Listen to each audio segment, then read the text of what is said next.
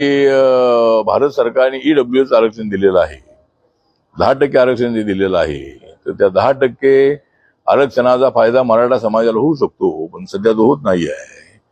तर त्याच्यातून काहीतरी मार्ग काढण्याचा प्रयत्न करायला हरकत नाही आहे. आमच्या सरकारने मोदी सरकारने आणि आमच्या मंत्रालयाने हा निर्णय घेतलेला आहे की जे लोक, जी family schedule caste, schedule tribe आणि ओबीसी मध्ये येत नाही, म्हणजे कुठल्याही जातीची धर्माची असो, ज्यांचं उत्पादन 8 लाखाच्या आतमध्ये आहे, त्या कुटुंबाला या 10% आरक्षणाचा शिक्षणामध्ये आणि नोकऱ्यामध्ये फायदा देण्याचा हा कायदा आहे.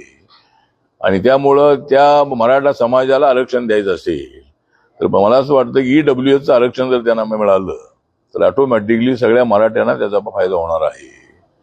त्यामुळं राज्य सरकारने मला वाटतं की त्याचा विचार करून त्यांना ईडब्ल्यूएस मधून आरक्षण देण्याच्या संबंधाचा निर्णय घ्यावा.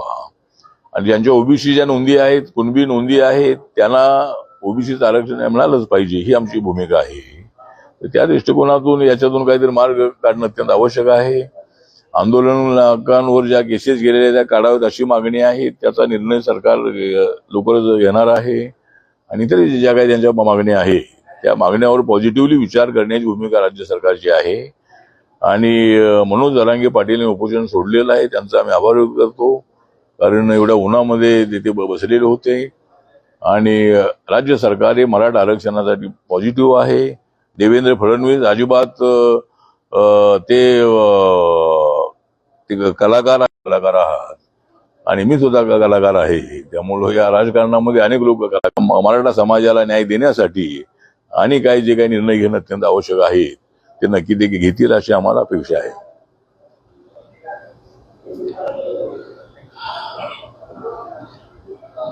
सुरुवातीला 2 महामंडळ आम्हाला मिळाली तर त्याचा एक चांगला फायदा आम्हाला राज्यभराच्या जनतेला देता येऊ शकेल.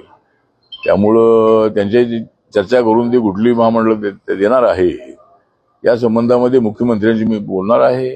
आणि आता जे वाटप होईल त्याच्यामध्ये अडचण काही नाही आहे, पण शिवसेना आणि राष्ट्रवादी म्हणणं हेच आहे की आमचा आरपीआय जो आहे तो बीजेपीच्या कोट्यामध्ये आहे. त्यामुळे बीजेपीच्या कोट्यामध्ये जी महामंडळ येतील तर त्या महामंडळामधून आम्हाला महामंडळ द्यावी अशी आमची मागणी आहे. पेट्रोल डिझेलचे भाव दिवसेंदिवस वाढत चालले पण शेतकऱ्याच्या शेतमालाला भाव मिळत नाही. शेतकऱ्यांच्या शेतमालाला भाव मिळत नाही, पेट्रोल डिझेलचे भाव दैनंदिन वाढत चालले. शेतकऱ्यांच्या शेतमालाला भाव मिळत नाही आहे, पण तो मिळाला पाहिजे ही भूमिका भारत सरकारची आहे. मध्यंतरी 3-4 दिवसापूर्वीच देवेंद्र फडणवीस दिल्लीला जाऊन आलेले आहे. त्यांनी प्रधानमंत्र्यांची आणि अमित शहा साहेबांची भेट घेतलेली आहे. आणि कांदा उत्पादकांची फार मोठी अडचण आहे. कधी कधी 1 रुपये किलो त्यांना कांदा विकायला लागतो. त्यामुळं त्याचा एक कांद्याचा एक हमी भाव ठरला पाहिजे. त्यामुळे त्यांना एक कमीत कमी 12-15 रुपये तरी त्यांना मिळाले पाहिजे अशी आमच्या पक्षाची मागणी आहे. आणि देवेंद्र फडणवीसजी हे अमित भाईंना भेटून आलेले आहेत. कांदा निर्यातीला बंदी अजिबात नाही असे त्यांनी सांगितलेलं आहे. त्यामुळं भारताच्या बाहेर जर कांदा पाठवला तर शेतकऱ्यांना त्याचा चांगला प्रभाव मिळणार आहे. त्यामुळं मला असं वाटतं की अनेक प्रश्नांवरती ते चर्चा करून आलेले आहे आणि शेतकऱ्यांना न्याय देण्याची भूमिका सरकारची आहे असं त्यांनी सांगितलेलं आहे. पाहिलं गेलं तर प्रकाश आंबेडकरांनी आरोप केलेला आहे की आपला माल बाहेर जात नाही, त्यामुळे शेतकऱ्यांचा नरेंद्र मोदींनी बळी दिलेला आहे म्हणून. भारतातील शेतकऱ्यांचा बळी दिलाय प्रकाश आंबेडकर म्हणतात. काय शेतकऱ्यांचं काय म्हणा, फार माल बाहेर जात नाही शेतकऱ्यांचा, त्यामुळं नाही बाहेर जात नाही म्हणजे आता जे काही युद्धामुळे अडचण झालेली आहे त्यामुळं ती अडचण आहे. पण आता मला वाटतं की आता युद्धाच्या काळामध्ये आपल्याला माहित आहे की हुर्मुझच्या त्या ठिकाणावरून जो गॅस आणि क्रूड साठा सगळ्या जगभरामध्ये जातो तर त्या ठिकाणी मोठी अडचण होती. तर त्या युद्धामुळं मला वाटतं की जे ट्रान्सपोर्टेशन आहे ते ट्रान्सपोर्टेशन तेवढं नियमित नाही आहे आणि त्यामुळं बाहेर जाणारा जो माल आहे तो तेवढ्या पद्धतीनं जात नाही. गोष्ट खरी आहे. तो माल लवकरात लवकर गेला पाहिजे यासाठी युद्धाची अडचण आहे. आणि युद्ध जर संपलं तर ऑटोमॅटिकली तो माल त्या ठिकाणी जाणार आहे आणि शेतकऱ्यांच्या मालाला योग्य भाव मिळणार आहे. महागाईचा जी झळ आपल्या सगळ्यांना बसते त्याच्यामध्ये आपण एका चुकीच्या देशाला पाठिंबा दिलाय म्हणून ही सगळी झळ आपल्याला बसते. जर आपण इस्रायल ऐवजी इराणला पाठिंबा दिला असता तर ही झळ बसली नसते असं वाटतं तुम्हाला? मला वाटतं की इस्रायलऐवजी इराणला आपण काही कुणाला पाठिंबा दिलेला नाही आहे. म्हणजे भारत सरकारने या युद्धामध्ये अमेरिका किंवा इस्रायल यांना कुणालाही पाठिंबा दिलेला नाही.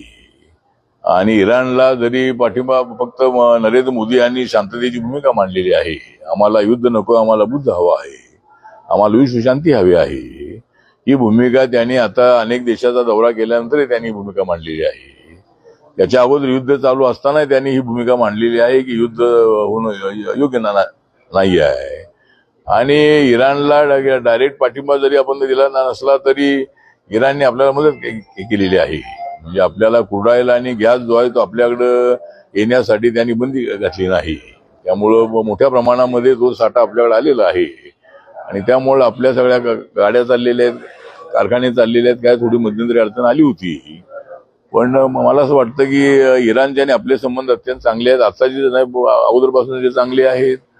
आणि काँग्रेसच्या काळापासूनच अमेरिकेबरोबर आपले संबंध चांगले आहेत. म्हणजे नरेंद्र मोदी आल्यानंतर त्याने अमेरिकेसोबत संबंध ठेवले असं अजिबात नाही आहे. आपला व्यापार जो आहे मध्यंतरी ज्या वेळेला इंडो US डील झालं त्याच्यामध्ये 47 लाख कोटीचं डील झालेलं आहे. म्हणजे आपल्या देशाचं या वर्षीचं बजेट 57 लाख कोटीचं आहे. तो जो डील आहे तो 47 लाख कोटीचा आहे. आणि त्यामुळं देवाणघेवाणीमध्ये व्यापारामध्ये त्यामध्ये भारताचा फायदा असल्यामुळेच ते डील झालेलं आहे. आम्ही काही अमेरिकेच्या दबावाखाली अजिबात नाही आहे. नरेंद्र मोदीजी हे कोणासमोर झुकणारे नाही आहेत. आणि त्यामुळं राहुल गांधी अनेक वेळेला आरोप करतायत, पण त्या आरोपामध्ये ते अजिबात नाही आहे. त्यामुळं भारत हा स्वतंत्र देश आहे, ताकदवार देश आहे. आणि आमचे पंतप्रधान कुणासमोर झुकणारे नाही. राहुल गांधींनी निवडणुकीच्या पत्त्यावर सांगितलं होतं की निवडणुकीनंतर दर वाढणार इंधनाचे. राहुल गांधींनी जे सांगितलं होतं की निवडणुकीनंतर दर वाढणार आहे, तर त्या पद्धतीने निवडणूक झाली आणि सगळ्याच गोष्टींचे दर वाढले. नाही, राहुल गांधी म्हणाले होते की दर वाढणार आहेत, पण ते इलेक्शन झाल्यामुळे दर वाढले असं अजिबात नाही आहे. तर युद्ध झाल्यामुळे दर वाढलेले आहे. युद्धामुळे अनियमित आल्यामुळे दर वाढलेले आहे. आपली इकॉनॉमी एकदम डाऊन होऊ नये म्हणून काही सरकारला थोडासा अडचणीचा निर्णय घ्यावा लागलेला आहे. आणि 12 वर्षामध्ये आम्ही कधी डिझेल पेट्रोलमध्ये वाढ केलेली नव्हती. मनमोहन सिंग असताना तर एका वेळेला 3-3 महिन्यामध्ये 2-3 वर्षात 10 वेळेला वाढ झालेली होती. त्यामुळं मला वाटतं की महागाई काही प्रमाणामध्ये वाढत आहे, गोष्ट खरी आहे. परंतु काही दिवसानंतर त्याला एक स्थिरता येईल. आणि राहुल गांधींचा जो आरोप आहे की इलेक्शन आता संपलेलं आहे म्हणून हे सगळं वाढलेलं आहे, तर असं अजिबात नाही आहे. इलेक्शन होतात जातात. आता इथं आमच्या जिल्हा परिषदेच्या निवडणुका होत्या, आपल्या स्थानिक स्वराज्य संस्थांच्या निवडणुका होत्या. आता निवडणुकीचा विषय अजिबात नाही आहे.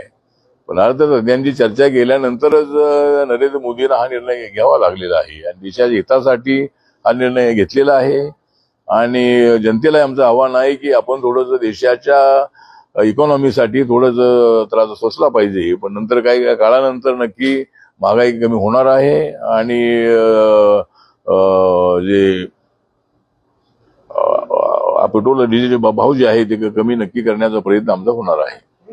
तर आता शेवटचा प्रश्न आम्हाला जायचा आहे. एक शेवटचा प्रश्न आहे. तू तिथं विचारतो सगळे. उपवर्गीकरणाबाबत तुम्ही तुमची भूमिका मांडली आता. जर उपवर्गीकरणाचा वाद मिटवायचा असेल तर ज्या SC किंवा ST कॅटेगरी मधले जे काही उपजाती आहेत त्यांना शिक्षणाच्या मुख्य प्रवाहामध्ये आणण्यासाठी त्यांना जे काही आर्थिक अडचण निर्माण होते त्यासाठी आपण त्यांना कशा पद्धतीने हातभार देणार आहोत?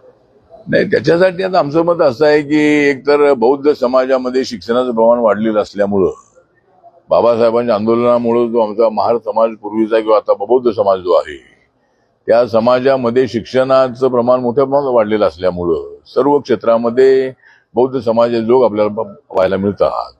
पण आता मातंग समाज आहे किंवा इतर काही जे छोटे छोटे समाज आहे त्याच्यामध्ये शिक्षणाचं प्रमाण वाढवण्यासाठी मला वाटतं की शासनाने त्याचा निर्णय घ्यावा, सामाजिक न्याय खात्याने त्याचा निर्णय घ्यावा.